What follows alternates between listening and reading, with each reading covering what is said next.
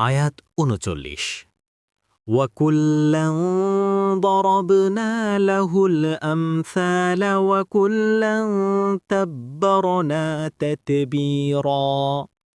অনুবাদ, আর আমরা তাদের প্রত্যেকের জন্য দৃষ্টান্ত বর্ণনা করেছিলাম এবং তাদের সকলকেই আমরা সম্পূর্ণরূপে ধ্বংস করেছিলাম।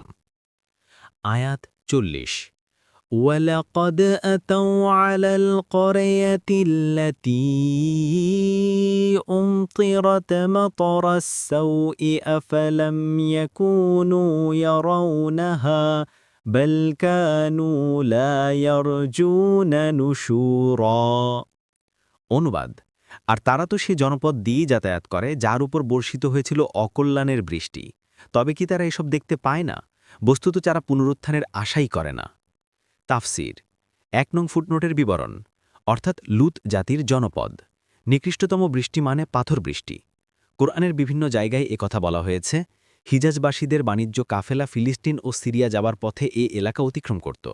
সেখানে তারা কেবল ধ্বংসাবশেষ দেখত না, বরং আশেপাশের বিভিন্ন সম্প্রদায়ের মুখে লুত জাতির শিক্ষণীয় ধ্বংসকাহিনীও শুনত। দেখুন কুরতুবী, ফতহুল কদির।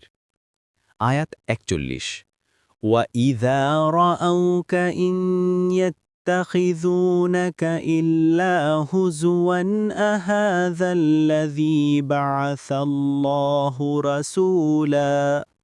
অনুবাদ, আর তারা যখন আপনাকে দেখে তখন তারা আপনাকে শুধু ঠাট্টা বিদ্রূপের পাত্ররূপে গণ্য করে, বলে, এই কি সে যাকে আল্লাহ রাসূল করে পাঠিয়েছেন। পরবর্তী তাফসিরে যেতে ভিডিওটি শেষ হওয়ার পূর্বেই এই বক্সে ক্লিক করুন। ভয়েস বা উচ্চারণে অনিচ্ছাকৃত ত্রুটি ক্ষমাসুন্দর দৃষ্টিতে দেখবেন ইনশাআল্লাহ।